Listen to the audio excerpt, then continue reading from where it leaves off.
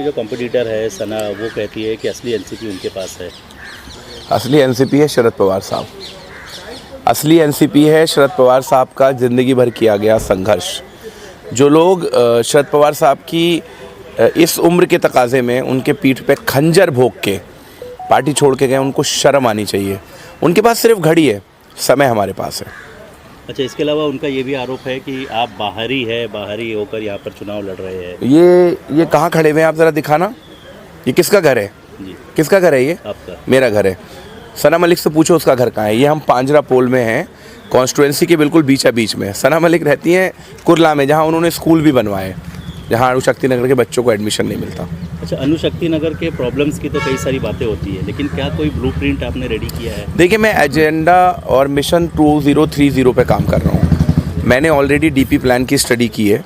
मैंने उस DP plan में जितने रिजर्वेशन है और उन रिजर्वेशनों पे नवाब साहब ने जो कब्ज़े करवाए थे लोगों से, चाहे वो पार्क का हो, चाहे वो स्कूल का हो, चाहे वो किसी और तरह के टॉयलेट्स का हो, उन कब्ज़ों को छुड़वाना, और जो अभी बची हैं डीपी प्लान में जगहें, उनको जो है वहाँ पे स्कूल्स बनाना, मैटरनिटी सेंटर्स बनाना, हॉस्पिटल्स बनाना। इस पे ऑलरेडी देखिए, मैं रिसर्च पढ़ा लिखा आदमी हूँ, पूरी रिसर्च मेरी और ब्लूप्रिंट तैयार है। मैं ये चाहता हूँ कि आने वाले दिनों में अणुशक्ति नगर का जो रैंकिंग है मुंबई के अंदर, जो आपको पता है नवाब मलिक जी जो है नीचे के तीसरे नंबर के एक ऑर्गेनाइजेशन है, वो अपना रिपोर्ट कार्ड पेश करती है, उसमें बॉम्बे के 36 एमएलओ में नीचे के 3 लोगों में से थे। तो ये तो बात ही ना करें। हमारा मिशन और विज़न तैयार है। हम 2030 के मिशन पे काम करेंगे और एक एक इशू को लेके हमने आइडेंटिफाइड ड्रग्स को लेके, जैसे हमने कहा है, हम एक एनोनिमस ऐप जो है लॉन्च करेंगे, जो डायरेक्ट एमएलए ऑफिस को रिपोर्ट किया करेगी। उसके अंदर आपकी आइडेंटिटी बगैर बताए आप बताइए, और हम सीधे क्योंकि लोकल देखा जाता है, पॉलिटिकल कारण कार्रवाई नहीं हो पाती है, हम सीधे नारकोटिक्स ब्यूरो के साथ अपने आप उस ऐप को कनेक्ट करके आने वाले दिनों में काम करेंगे। मैंने ऑलरेडी, हमारे पार्टी के एक नेता हैं, बड़े नेता हैं रोहित पवार जी, वो क्रिकेट एसोसिएशन में हैं, मैंने उनसे बात की है कि अगर आपने मुझे मौका दिया, फैसिलिटीज़ दी, तो चीता कैंप से विराट कोहली और रोहित शर्मा निकलेगा, ये मेरा वादा है। इसके अलावा वोटर्स के बीच आप जा रहे हैं, वोटर्स के बीच पहुंच रहे हैं रैली के ज़रिए, सभाओं के ज़रिए, तो क्या लग रहा है आपको कि मैसेज जो है आपका वो वोटर्स नहीं, तक बिल्कुल। देखिए, मैसेज हमारा सच्चाई का है, मैसेज हमारा ईमानदारी का है, मैसेज हमारा संविधान का है। तो जो पूरे महाराष्ट्र का माहौल है, मैं तो जा रहा हूँ, लेकिन पूरे महाराष्ट्र में भी जिन्होंने छत्रपति शिवाजी महाराज को धोखा दिया, जिन्होंने बाबा साहब अम्बेडकर के संविधान से खिलवाड़ किया, उन लोगों का बिल्कुल हमारे पास मैसेज आ रहा है। आप चलिए हमारे साथ। लोगों की आंखें देख के मुझे समझ में आता है कि जो गुस्सा जो नवाब मलिक ने, नवाबियत जो दिखाई थी ना, वो मुझे लगता है उसका बदला लेने के लिए जनता तैयार है। उनका ये भी कहना है कि उन्होंने कई सारी काम जो है अणुशक्ति नगर में करवाए हैं, लेकिन अब क्या लाइब्रेरी बनाई थी? जी, क्या लाइब्रेरी बनी है? क्या स्किल सेंटर बनाए? क्या कोई ऐसा स्कूल बनाया है इन्होंने जो सीबीएसई हो? क्या उन्होंने भारत नगर में पानी पहुंचाया है? अभी झूठे बातें कर रहे हैं कि वहाँ पानी आता है। चलो मेरे साथ, आओ, मैं दिखाता हूँ डी सेक्टर में अम्बेडकर खाड़ी की क्या स्थिति है। क्या उन्होंने ड्रग्स के मुक्त जो है लाल मैदान और करबला मैदान किया है? क्या उन्होंने कब्रिस्तान के अंदर 8 करोड़ 40 लाख रुपए का जो फंड आया था वो किया है?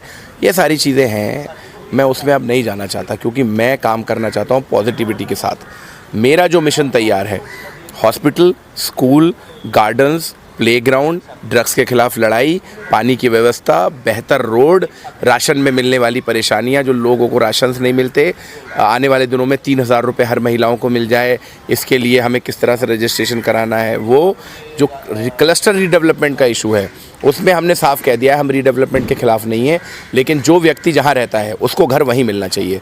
गलत तरीके से चल रहे आरएमसी प्लांट्स, हमारा एजेंडा तैयार है। कल जो है वो इकरा आई हुई थी, इकरा हसन आई हुई थी, और कल जो है वो अखिलेश यादव भी आने वाले हैं गोवंडी में, तो लग रहा है आपको कि उनके आने से माहौल में बदलाव हो जाएगा? नहीं, बिल्कुल। देखिए, इकरा हसन जो है, सना मलिक ने कुछ पत्रकारों को पैसे देके अपना कंपैरिजन कराया इकरा हसन से।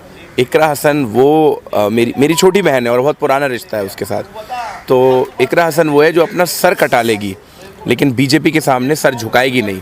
सना मलिक और उनके पिताजी ने अपना सर जो है झुका दिया है एक बेल के, और कहते हैं हम जेल गए, हम बेचारे हैं, हम जेल गए। क्या सीएनआरसी के खिलाफ आंदोलन करके जेल गए थे? क्या यूसीसी के खिलाफ विरोध करने के लिए जेल गए थे? क्या मुस्लिम नौजवानों की जो गलत गिरफ्तारियां होती हैं या दलितों पे जो उत्पीड़न होते हैं इसलिए जेल गए थे? जेल गए थे आप अपने काले कारनामों के लिए। आपके परिवार के लोग जो है ड्रग्स के केसेस में पकड़े गए, आपका बेटा आपका दामाद पकड़ा गया, आप इसलिए जेल गए थे। तो हम पे मत बताइए कि हमारी मजबूरी होगी, आपकी मजबूरी। हमारी कोई मजबूरी नहीं है ऐसे लोगों को वोट देने के लिए जो हमारे मस्जिदों पर अटैक करते हों, जो हमारे हिंदू मुसलमान को मुस्लिम से लड़ाने की कोशिश करते हों। हिंदू मुस्लिम एकता का चुनाव है ये। किसी भी तरह से आप बिल्कुल किसी की बातों में मत पड़िए। हिंदू मुस्लिम एकता का चुनाव है।